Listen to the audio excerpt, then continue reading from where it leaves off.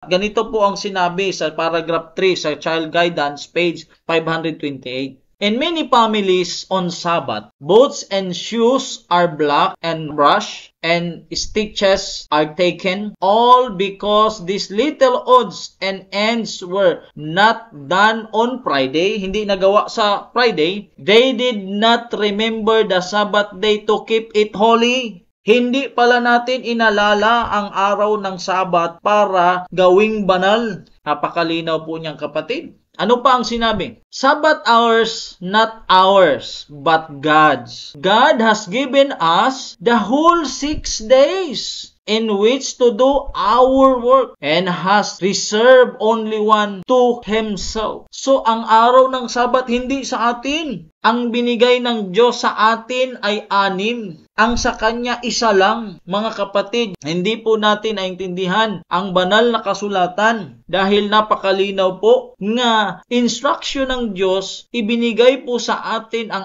6 na araw sa paggawa. At pinaliwanag po ito ng ating propetesa ang mga bagay na kailangang gawin sa paghahanda sa araw ng Friday. Ang sabi rito, binigay ng Diyos sa atin ang 6 na araw para sa ating mga gawa. Pero ang isang araw, i-reserve po natin yun para sa Diyos.